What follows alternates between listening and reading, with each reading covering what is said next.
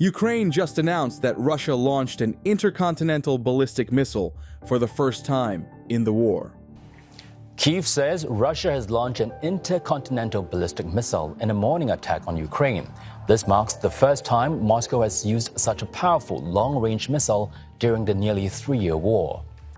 Only 2 days before this attack, Putin made changes to Russia's nuclear doctrine.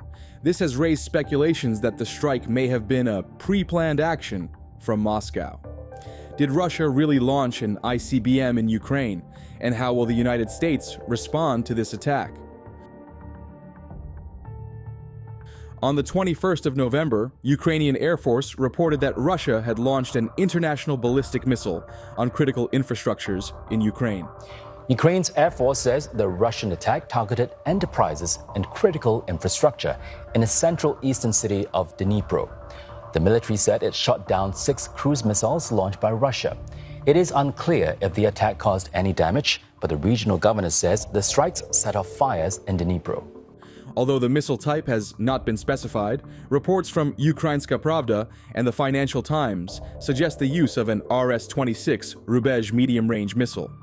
And later that day, Ukrainian President Volodymyr Zelensky verified these claims, stating that the missile's speed and altitude aligned with those of an ICBM.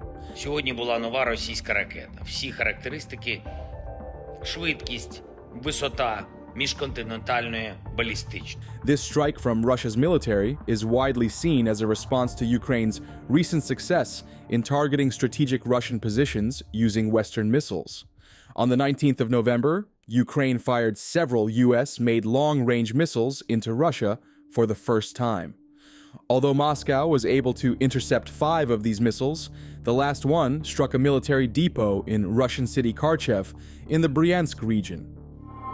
Ukraine fired long-range missiles provided by the US into Russia, hitting an ammunition storage facility near the Russian city of Kharkiv.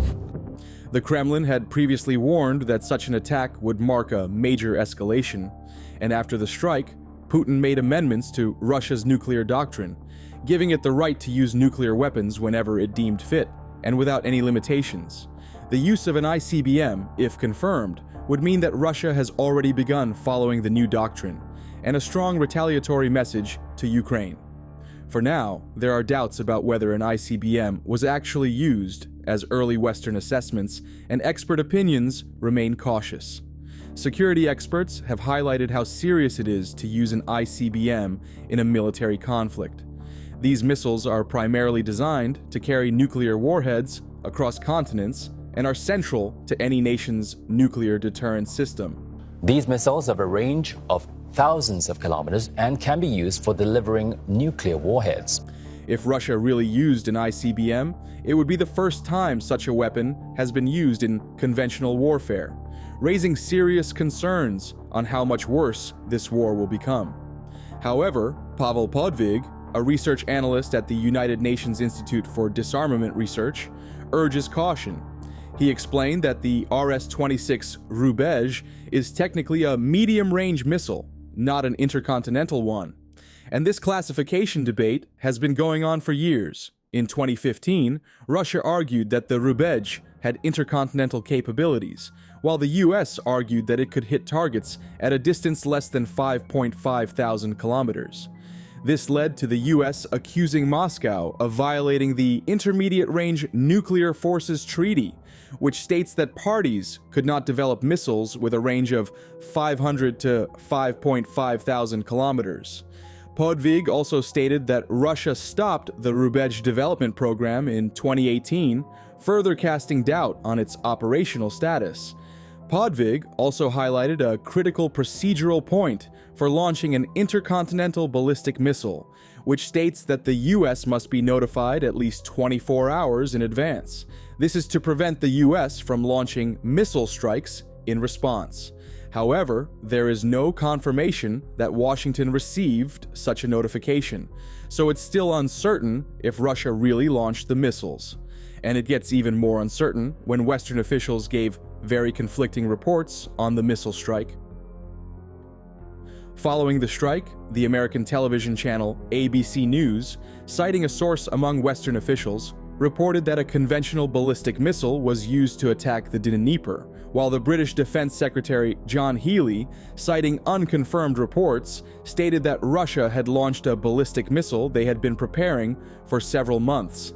Based on the footage on the night strike on the Dnieper, all we can say so far is that it was a very unusual attack, the Conflict Intelligence Team, CIT, told the agency. They further explained that the sheaves of sparks falling quickly, one after another, looked unusual.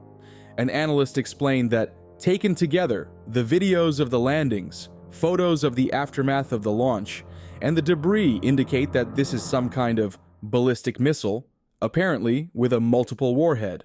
But from a military perspective, experts like Pavel Podvig argue that using an ICBM like the Rubezh against Ukraine lacks practical value. These missiles, he argues, are expensive and designed for large-scale strategic attacks rather than precision strikes. The high cost and relatively low accuracy makes them unsuitable for the type of targets typically engaged in the current war.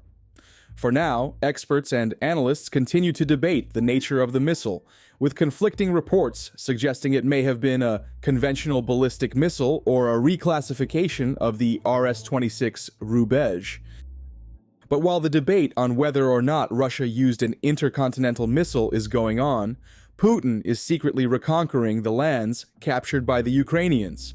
So check out this deep dive where I'll show you how Russia reclaimed its lost territory.